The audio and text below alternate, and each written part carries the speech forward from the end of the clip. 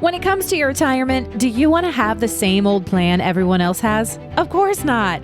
You're unique and have your own goals and dreams. Don't be treated just like a number. This is your retirement. So it's time to think differently. And you're in luck because you've found the Retire Your Way podcast with ILG Financial. At ILG Financial, you won't find generic, run-of-the-mill plans containing the same old cookie-cutter solutions. Dave Chase and the ILG Financial team focus on building one retirement at a time using their Think Differently philosophy. And that means your own comprehensive plan with customized solutions built to achieve just one goal, yours. So put on your Think Differently hats and get ready to take back control of your retirement today and for all the tomorrows to come.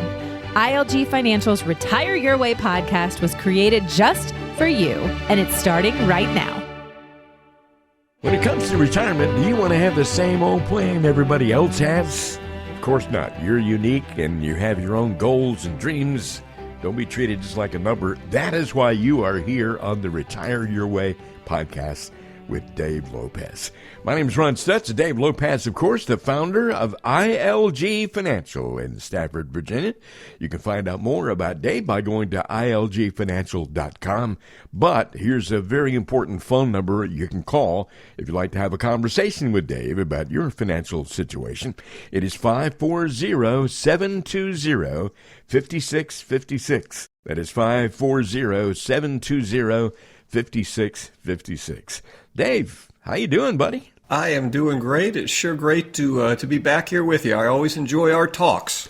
Yeah, me too. And we always go in interesting directions, and we have a lot of important stuff to talk about today, geared toward a little younger audience today. You know, when we talk about the importance of retirement planning, we usually are talking to those people in the retirement red zone, which is those maybe 5 to 10 years away from retirement, and to those who are already retired. Retirement is hardly a priority for people in their 20s and 30s. That's right. Young adults are not usually worried about what's they're gonna need in their 70s when they're having to focus so much on their developing career, just getting started. Student loans they may have to pay off, or starting a family, and so on and so forth, which I think is fair, don't you, Dave? It is, and you know what? As the older I get, which one of my clients mentioned this, I thought this was a great term that we're starting to float around with our clients. He goes, now that I'm on the back nine, right? But, I'm even, now that I'm on, getting on the back nine here, I still can remember vaguely now stuff that was running through my head in my 20s. Sometimes right? very vaguely. Vaguely, it is, and it gets harder to remember. But I still remember. Certainly, retirement was so far off; it was really inconceivable. Yeah, right? You always say, I'll worry about that later. Yeah, and it's almost as inconceivable. I still remember being young enough to when we were young kids, Ron, talking about the year 2000 and the turn of the century, and we talked about it like it was never really going to happen. Probably much like people now would talk about, the 22nd century, right, or 2100 being so far off. Yeah.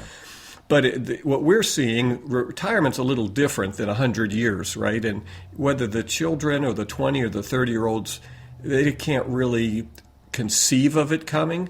Yeah. You and I know, being folks on the back nine, that you blink and you're there. Yeah, I remember when, people used to say, don't trust anybody over 30. And then after that, it became, don't trust anybody over 40. And now, all that's out the window. That's ridiculous. It is. And I'll tell you the best example of that, and this is one of my favorite things, and I guess I am dating myself, but a few years ago, somebody did an interview with Roger Daltrey, right? Do you remember that name? Yeah, The Who. Yeah, from The Who. And they gave this fame. Now, of course, the 20 and 30s that are listening to this may not even know who we're talking about, right? But for all of us on the back nine, you're intimately familiar with their music, right? Yeah. It was our generation. Won't get cool again. And they said specifically one of your signature songs from The Who's, from your career, My Generation. Do you remember that song? My Generation. You got it. And they at the time of this interview, Roger Daltrey was, I think, 65 years old, right? And this was years ago. And they said, in your song, you proudly screamed, "I hope I die before I get old." Yep, I remember that line. And this is what the reporter said. Do you have further comment? And you know what is that great? Guess what he said? I see it differently now. Yeah, I'd like to take that back. Isn't that great? And that's the truth, right? We see it differently now. So one of the number one things you and I were talking about before we went live, Ron, was if there's one thing folks say after they go through our comprehensive planning technique and see how much money they can save, or how more efficient their portfolio is when it's specifically designed towards what they're trying to accomplish, as opposed to just a generic some in stock, some in bond portfolio. And how it's specifically designed to be as tax efficient as we can, especially in what we think is this rising tax environment over the next 10 or 20 years. The number one thing they say is, my goodness, if someone had only started to tell me about this stuff in my 20s and 30s. Oh, yeah. And I feel said, the same way.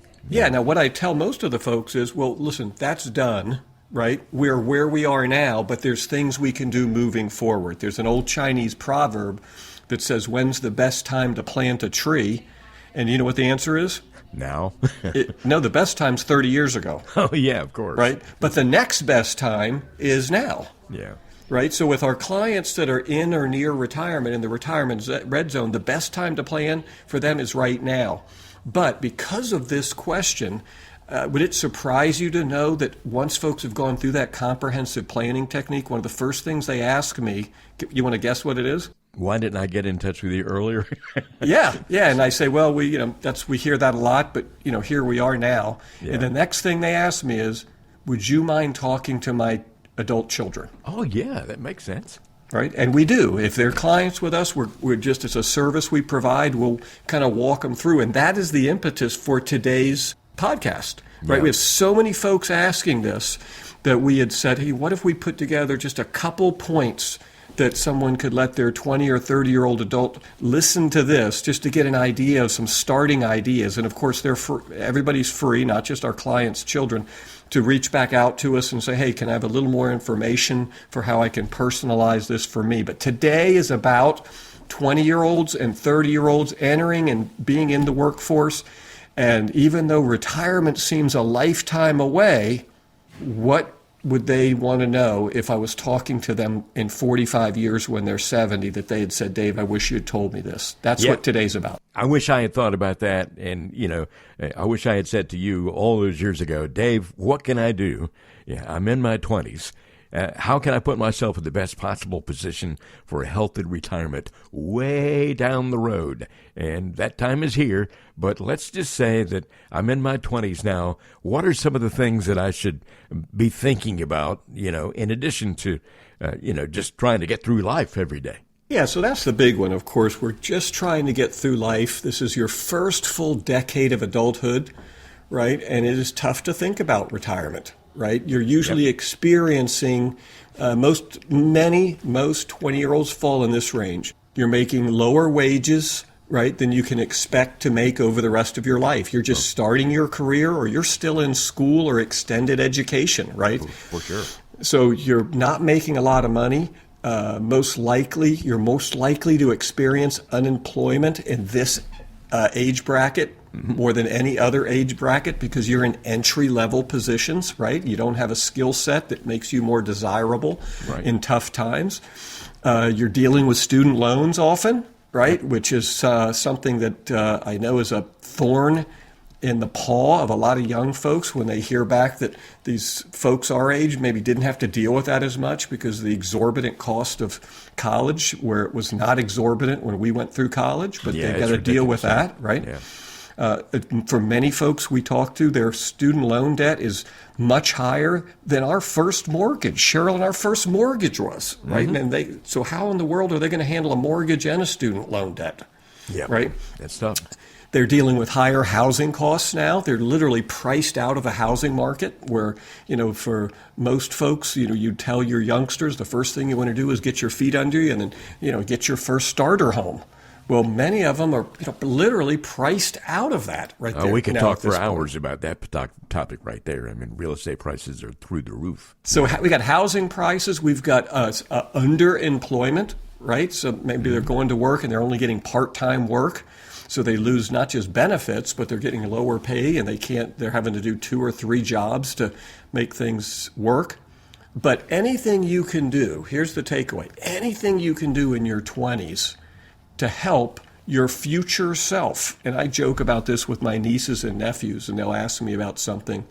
They're worried about the future, and they'll tell you one of the fun things that we'll talk about. And they've been doing this ever since they were little. I go, I don't worry about that as much. I'm going to leave that for future Dave to deal with. He's very competent. He'll deal with it, right? So this is really about, if you're 20, saying, what can I do now so that future Ron, right, will look back and say, man, I sure appreciate past Ron for taking care of this. Sound good? Yeah. What are some important tasks that you recommend that all those folks take care of in their 20s? Yeah, so here's the starter. This is the starter things you can do. Start by building an emergency fund. This may not seem related to retirement planning, but it is crucial for everybody to have this emergency fund, and it gets you used to taking charge of your finances and putting them in order. You want an emergency fund? Start with at least $1,000. And why $1,000? That helps, and most of us who have lived through it, this will ring true, right, Ron? Mm-hmm. This helps smooth out financial hiccups that could otherwise derail your very tight and precarious budget. Something like new tires, right? Or a new water heater, or just, something out of the blue, which a lot of people think is just bad luck, but us older folks realize it's not bad luck at all. That's the normal cycle, right? It's always it's inevitable. It's something every year, right? One year it's the car, the next year it's the water heater, but it's always something that's not part of the budget. And what we want to do is you want to avoid having to raid your 401k or your IRA or your retirement savings because of these little one-time things, right? Or imagine not having your car and now you've got to take an Uber or something at exorbitant costs for a week or two until you can somehow get the money. So you can't save the money because you're wasting it on an Uber. So start with an emergency fund, at least $1,000. I can imagine that would be a good first step to take in trying to get out of that paycheck to paycheck cycle that so many people are on. You're exactly right. You couldn't have said it better. We're trying to teach these young 20-year-olds. This is the first time they can see the bigger picture, which is I don't want to just be reliant on getting to the end of the 2-week period and making it to the next check. And the $1,000 it'd be a good start, right? And it also gets you in the habit, Ron, of setting money aside for an emergency that'll help you in retirement planning as well. Mm-hmm. That's for sure. This will help you protect your nest egg, right? Even if you're laid off, right? Ultimately, once you get to that goal of $1,000 emergency fund, the next step is we're going to try to continue that ball rolling and say you want to get your emergency fund up to cover about 3 to 6 months of living expenses. So if you do get laid off, which that's most likely to happen in your 20s, instead of everything just reverting back and you having to get evicted from your house and go back into mom's basement, if you've got 3 or 6 months living expenses, you can ride this out calmly while you get your act together and find your next position. Yeah, and I would think that this will have a good psychological effect as well. It will get you thinking proactively about how your money can best serve you, and you get into a good mindset that way. And those are things that most people don't think about when they're in their 20s. I certainly didn't. You're right. It's the first step. It's no different than exercise, right? It's very foreign and difficult when you start, right? But then you get into a routine and the benefits start to compound. Wouldn't you say that's fair? I would definitely say that's fair. It's the same thing with you flexing your muscles, your financial muscles. You've got to get into a system and get confident that you can indeed control the situation, that you're not going to have to be reactive your whole life. And it starts with little steps, just like when you're exercising. And these are the first steps that you can take. Okay. Yeah, you have a different mindset, and that is really going to come in handy down the road over the years, when you get into really serious financial planning and retirement planning. Man, you're a step ahead. You are. Now, the next thing we want to start to really get our head around in our 20s is the magic, and Einstein talked about this. He said one of the greatest principles in the world is the magic of compounding interest. Yep. Right? That's in a nutshell. The idea is that the longer money can earn interest, and then that money grows, and then that money plus the interest grows and makes interest. That's compounding. Think of it like a snowball rolling down a hill. You start with a snowball the size of a baseball, and as it rolls down the hill, it gets bigger and bigger and bigger.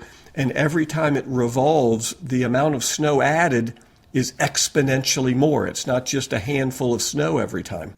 Yeah, there's an old song. There's an old song by the Temptations, like a snowball rolling down the side of a snow-covered hill. It's growing. That's right.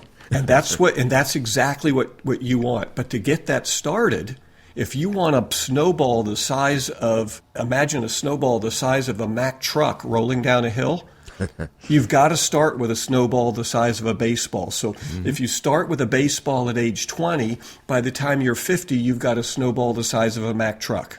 Yeah. Let me give you an example, right? This might help, and let's change it from snowballs to dollars.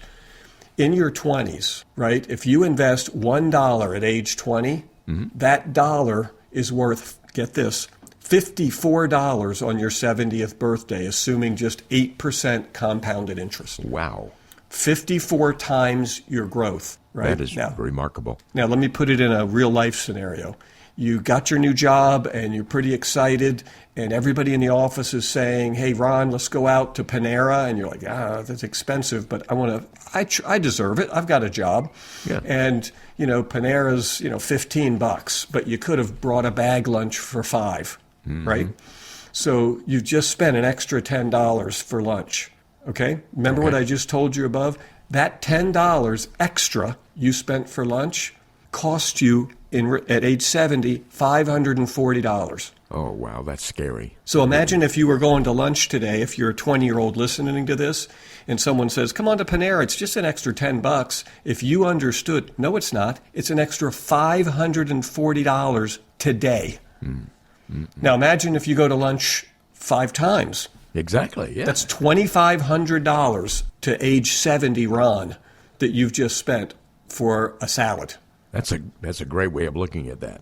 Is that amazing? Yeah. $540. And it's a true $540 because I could show you as a 20-year-old how to put that $10 into a Roth account, which means it's never taxed again. So when that $540 comes out at your 70th birthday, you don't pay a penny in taxes. Yeah.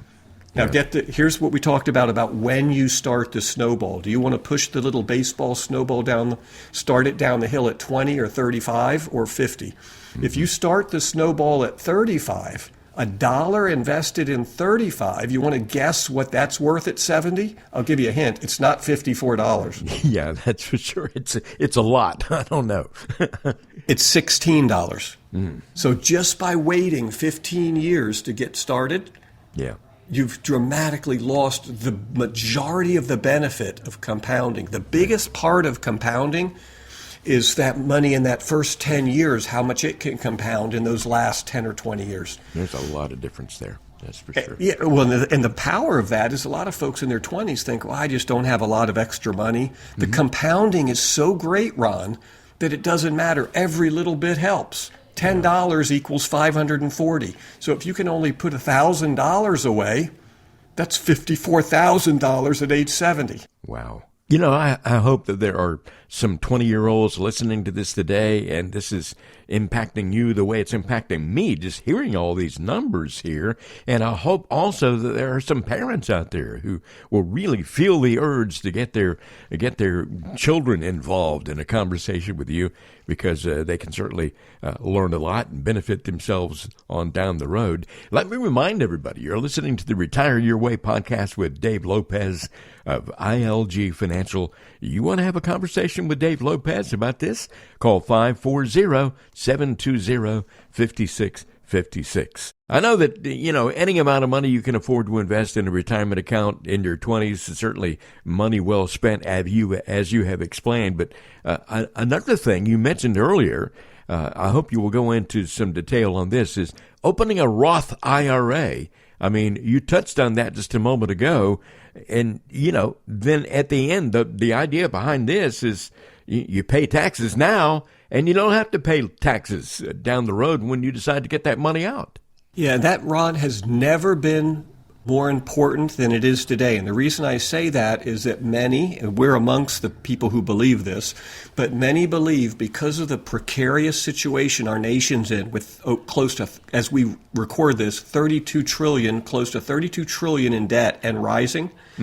The only way out of this mess sooner or later is we're going to have to dramatically raise taxes. Yep. We need more money, right? So if you need more money down the road, then these 20-year-olds are facing huge tax burdens to pay off the debt that we've accrued. It's not fair, but it's the world that we're in, correct? Now, instead of just whining about it and being a victim, you can be proactive and say, well, if that's the case, this should make sense, right? If taxes are going to be much higher down the road, if I could pay tax now on my money and put it in a bucket that grows 54 times by the time I'm 70 and is never taxed again, that's what you want to do, correct? Oh, exactly. Yeah. The reality is you will never, this will be the lowest income you'll probably ever report on your tax returns. Does that make sense? Because as the more experience you get and the better you get and the more successful, the more money you make, which means the higher the tax bracket you're in. So I would suggest it's likely you will never be in a lower tax bracket as a 20-year-old now than you are today. Yeah. So we want to pay the taxes now if we can put it in a bucket that's never taxed again. And that's what a Roth does. And it can be a Roth IRA, Ron, or some of them who are newly employed through their 401k may be able to take advantage of a Roth 401k. Yeah. Now, that's very different. If there's a takeaway from this recording for these youngsters just learning finance, this would be it. Be very clear of the difference between a Roth IRA and a traditional IRA. Okay. Same thing as a Roth 401k and a traditional 401k. In a traditional 401k, when you put a dollar in, you actually get to deduct that dollar from your taxes today, which sounds great, doesn't it? Yeah, it does. And in return, the dollar grows by the time you're 70 to $54 in our example from earlier, right? The difference is when the $54 comes out when you're 70, it's all taxable as income because you've never paid tax on any of the money. Right? Make sense? Yeah, you're going to find yourself with a big tax bill. A lot of people say, I have, $100,000 here, whatever, but you really don't. I mean, you've got a big percentage of that, but, a lot of that's going to go to Uncle Sam. Yeah, and a lot of us folks on the back nine are in that situation where we've kind of trusted the plan from the old days, which was pack money into your 401ks.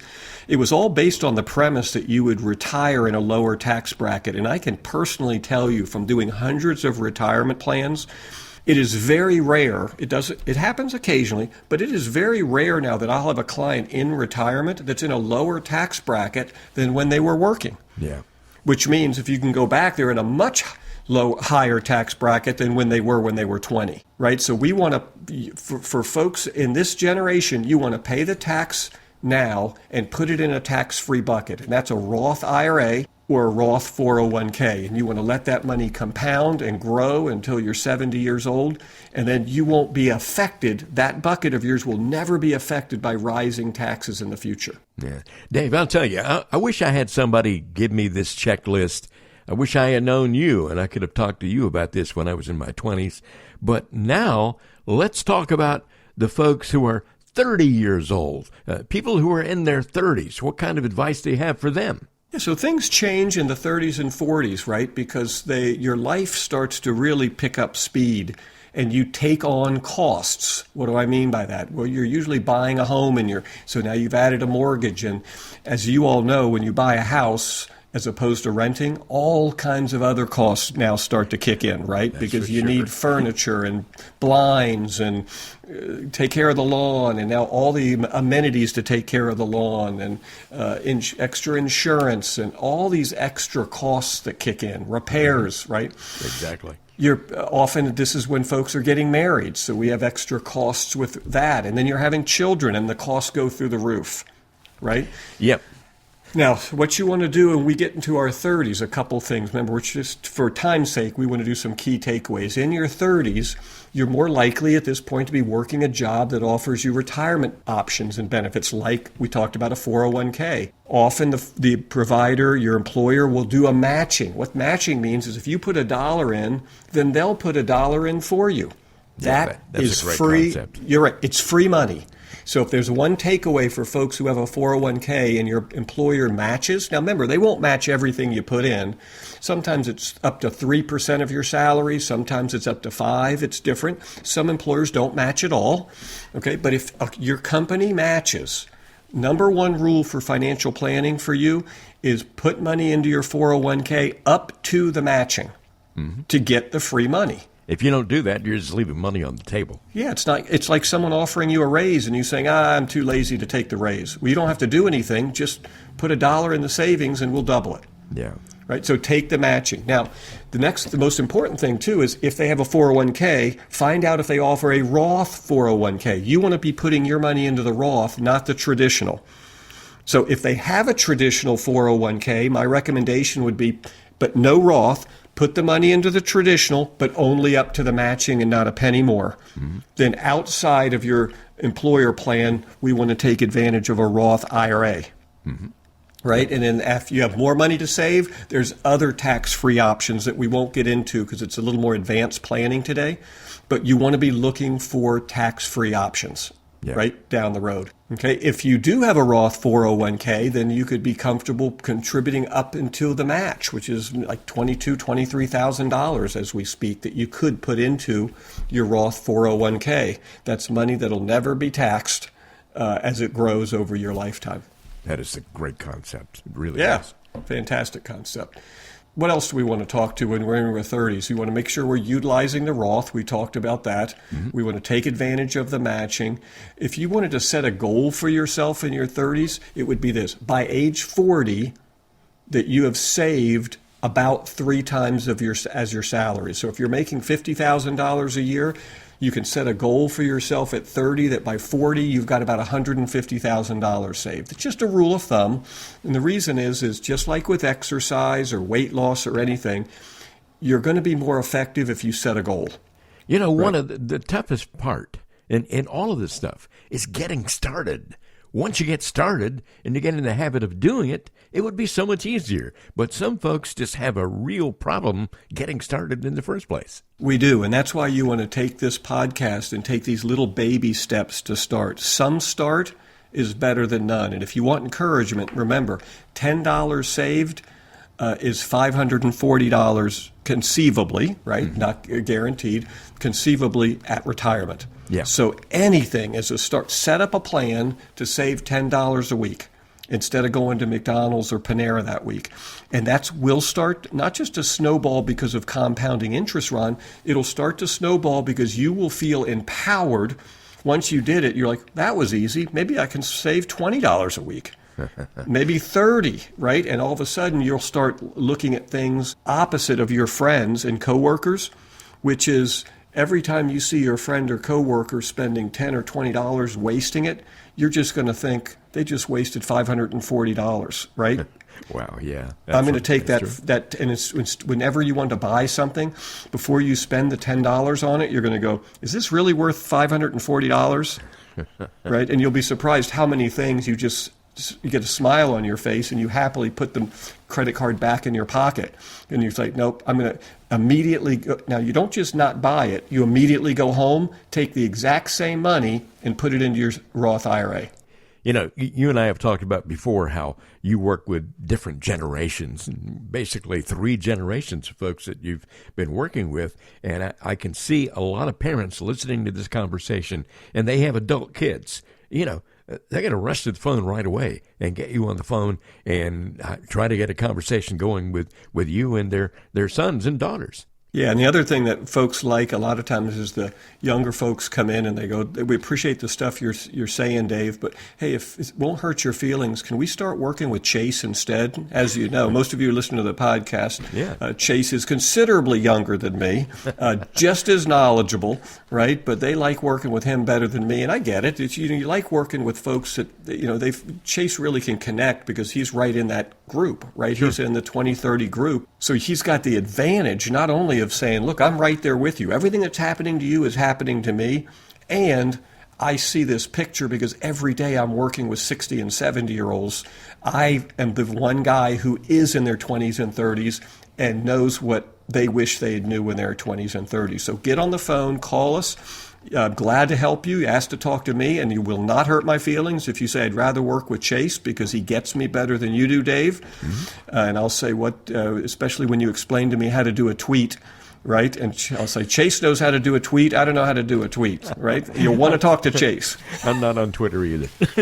So, get started, right? And get some basic principles. We can help you get off on the right foot and get you started on the right track. And future Ron will look back when you're 70 and you're going to think that 20-year-old Ron was a genius. And you would have been. You would have been a genius. Exactly. I would be a lot smarter than I am now, that's for sure.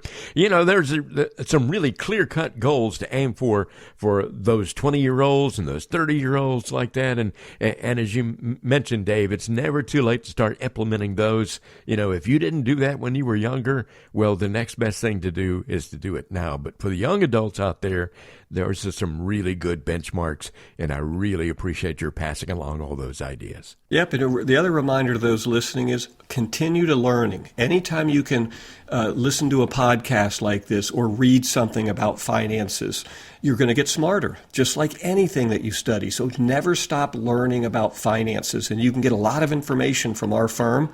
Just have to ask for it.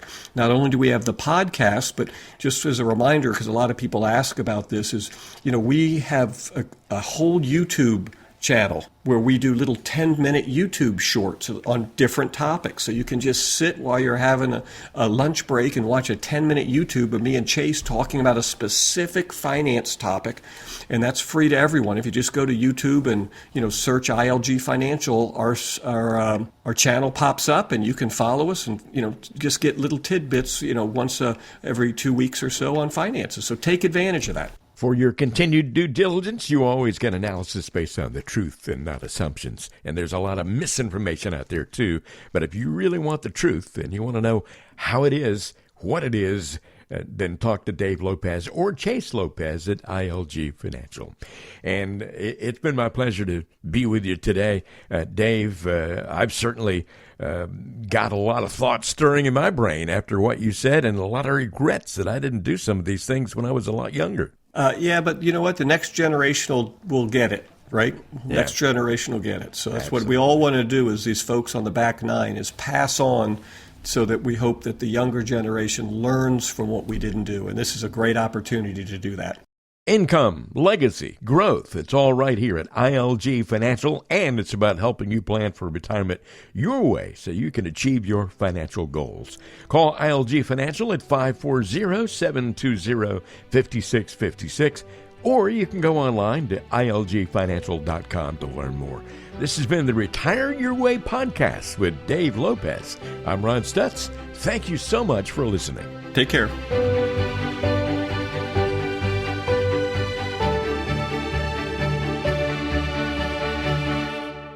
The information provided is for educational purposes only and is not intended as investment advice for any individual or entity. All information contained herein is believed to be from reliable sources. However, we make no representation as to its completeness or accuracy. The views presented today are those of Dave Lopez and do not necessarily represent the views of the Alpha Star Capital Management, LLC.